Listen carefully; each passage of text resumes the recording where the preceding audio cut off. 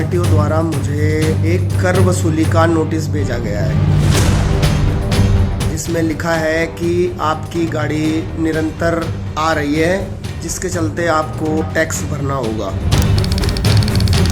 RTO के कर्मचारी हैं, वो नाजायज पैसों की डिमांड कर रहे हैं। उनका जुर्म सिर्फ इतना है कि वे अब दूसरे राज्यों में आते जाते रहते हैं। मेरे ऊपर 65,000 रुपए का टैक्स उन्होंने निकाला है।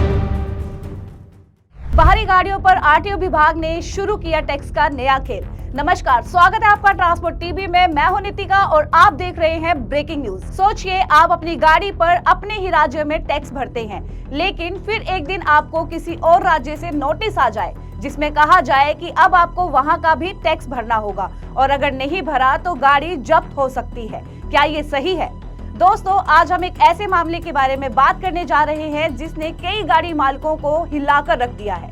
ये मामला सिर्फ एक इंसान का नहीं, बल्कि उन सैकड़ों गाड़ी मालिकों का है जिनका जुर्म सिर्फ इतना है कि वे अपने निजी कामों से दूसरे राज्यों में आते जाते रहते हैं। खबर की ओर रुख करने से पहले आपको बता दें एक जरूरी सूचना। अगर आपने बीमा पॉलिसी ली है ट्रांसपोर्ट मॉल से और हो जाए कोई दुर्घटना, तो आप कभी भी क्लेम हॉटलाइन पर कॉल कर सकते हैं। जैसे ही आप ट्रांसपोर्ट मॉल से बीमा लेंगे तो आपको हॉटलाइन का ये नंबर दे दिया जाएगा और ये नंबर 12 महीने 30 दिन 24 घंटे खुला रहेगा। तो आप क्लेम की चिंता छोड़ो और बीमा करवाएं ट्रांसपोर्ट मॉल से। अभी व्हाट्सएप करें 9083190831 पर। ये मामला मध्य प्रदेश के जोगिंदर सिंह कंबोज का है, जिनका घर ग्राम किलगोड़ी श्योपुर में है।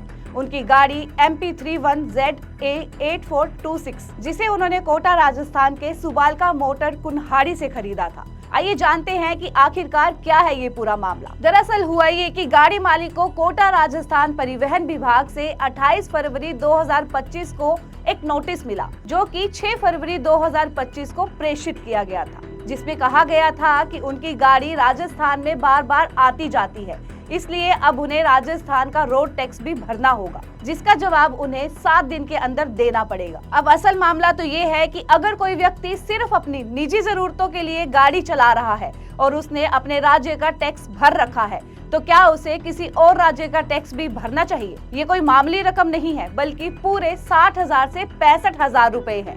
अब सोचिए, एक आम इंसान जो बड़ी मुश्किल से पैसे जोड़कर गाड़ी खरीदता है ताकि वे अपने बच्चों को स्कूल छोड़ सके, बीमार माता पिता को डॉक्टर के पास ले जा सके और सफर को थोड़ा आसान बना सके, लेकिन फिर एक दिन अचानक एक नोटिस मिलता है जिसमें कहा जाता है कि अब आपको दूसरे राज्य का टैक्स भी भरना होगा। इस मामले को लेकर जब जोगिंदर को ये नोटिस मिला तो उन्होंने अपना ये दुख वीडियो में भी बयां किया। देखिए ये वीडियो। मेरे पास मेरी पर्सनल गाड़ी वैगनार है, MP31ZA8426। मैं श्योपुर का रहने वाला निवासी हूँ, जिसमें राजस्थान आरटीओ द्वारा मुझे एक कर वसूली का नोटिस भेजा गया है, जिसमें लिखा है कि आपकी गाड़ी निरंतर हमारे राजस्थान में आ रही है, जिसके चलते आपको राजस्थान का टैक्स भरना होगा। रही बात बार बार राजस्थान जाने की, तो मैं एमपी और राजस्थान के बीच में मतलब बॉर्डर लगता है मेरे पास 25 किलोमीटर। हमें अपनी मेडिकल सुविधा, बच्चों की मेडिकल सुविधा, आना जाना, गाड़ी की सर्विस वगैरह हर चीजों के लिए कोटा जाना होता है। हमारे श्योपुर में अच्छी सुविधा ना होने के कारण बार बार हमें जाना पड़ता है। तो इसलिए राजस्थान ने मुझे एक ये नोटिस दिया है, जिसमें लिखा है कि आप बार बार हमारे कोटा में राजस्थान में आ रहे हो, उसी के चलते आपको टैक्स देना होगा। मेरे पास ये नोटिस, मैं आपको नोटिस बता सकता हूँ, मेरे पास ये नोटिस आया था, इसी के चलते टैक्स देना होगा। तो उसके जवाब में मैं परसों कोटा कोर्ट जाके उनको जवाब दे आया हूँ और अपना साझा आप सभी लोगों के साथ साझा कर रहा हूँ। और मैं सभी भाइयों से अनुरोध करता हूँ कि जो राजस्थान आरटीओ के कर्मचारी हैं, वो नाजायज पैसों की डिमांड कर रहे हैं और मेरे ऊपर 65,000 रुपए का टैक्स उन्होंने निकाला है। मैं सभी अपने भाइयों से अनुरोध करता हूँ, इस छोटी सी दुविधा में मेरी मदद करें। जोगिंदर सिंह कंबोज ने नोटिस के जवाब में कहा कि गाड़ी पूरी तरह से निजी उपयोग के लिए है, इसे किसी भी तरह से व्यवसायिक रूप में इस्तेमाल नहीं किया जाता। कोटा से खरीदी गई गाड़ी की सर्विसिंग और पार्ट्स के लिए उन्हें वहां जाना पड़ता है। परिवार के कुछ सदस्य कोटा में पढ़ रहे हैं, जिनसे मिलने के लिए वे अक्सर वहां जाते रहते हैं। इलाज और मेडिकल की सुविधा के लिए कोटा जाना उनकी मजबूरी है, क्योंकि उनके इलाके में अच्छी चिकित्सा सुविधा भी नहीं है। हाल ही में उनकी गाड़ी का एक्सीडेंट हो गया था। रिपेयरिंग के लिए उन्हें 5 से 6 दिन कोटा सर्विस सेंटर में रहना पड़ा। आपको बता दें कि जोगिंदर पेशे से एक क्रिकेट खिलाड़ी भी है और उन्हें कोटा, बूंदी, झालावाड़ जैसे शहरों में टूर्नामेंट खेलने के लिए अक्सर जाना पड़ता है। अब इस पूरे मामले में कोटा परिवहन विभाग का क्या कहना है, आइए जानते हैं। राजस्थान मोटर वाहन का अधिनियम 1951 के तहत जो भी गाड़ी दूसरे राज्य से राजस्थान आकर लंबे समय तक चलती है तो उसे राजस्थान सरकार को टैक्स देना होगा। अगर इस अधिनियम की बात करें तो राजस्थान से बाहर पंजीकृत निजी वाहन, परिवहन वाहनों और निर्माण उपकरण वाहनों के अलावा जो भी राजस्थान में अस्थायी रूप से लाए गए हैं या उन्हें 30 दिनों से अधिक अवधि के लिए उपयोग में लाया गया है या उपयोग करने के लिए वे वाहन रखे गए हैं तो उन्हें टैक्स देना पड़ेगा। अब इन वाहनों की इंफॉर्मेशन वे विभिन्न टोल बूथ, संचार एवं इलेक्ट्रॉनिक्स और डीलर्स और कई सर्विस सेंटरों से इकट्ठा कर रहे हैं। जोगिंदर सिंह की कार का टोल प्लाजा से प्राप्त डाटा आप स्क्रीन पर देख सकते हो। लेकिन इस मामले को लेकर अब आम जनता कई सवाल कर रही है कि क्या सरकार को इस बात का एहसास नहीं कि 60 से 65 हजार रुपए भरना एक आम इंसान के लिए कितना मुश्किल है। क्या सिर्फ इसलिए कि वे अपने परिवार की जरूरतों को पूरा करने के लिए दूसरे राज्य में जाते हैं, उन्हें आर्थिक रूप से दंडित किया जाना चाहिए। आपको बता दें कि इस नोटिस ने हजारों गाड़ी मालिकों की, ट्रक ड्राइवरों की नींद उड़ा दी है। अभी तक 250 से ज्यादा वाहन मालिकों को ये नोटिस जारी हो चुके हैं। आरटीओ के इस नोटिस के बाद पूरे शहर में खलबली मच गई, क्योंकि इससे पहले इस तरह के आदेश कभी जारी नहीं हुए।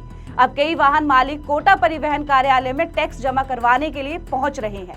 नोटिस में ये साफ चेतावनी दी गई है कि यदि निर्धारित समय में आपके द्वारा कोई जवाब नहीं दिया जाता, कर जमा नहीं किया जाता तो राजस्थान मोटर वाहन कराधान अधिनियम की धारा 13 और 13A के तहत कार्रवाई की जाएगी और इस कार्रवाई के तहत इसमें टैक्स जमा नहीं करने पर वाहनों को सीज तक किया जा सकता है। अब कई लोग मजबूरी में टैक्स भरने को तैयार हो रहे हैं, क्योंकि उन्हें डर है कि उनकी गाड़ी जब्त न कर ली जाए। इस घटना ने ना चाहते हुए भी हमें ये सोचने पर मजबूर कर दिया है कि क्या ये सरकार की सख्ती है या फिर टैक्स वसूली का नया तरीका।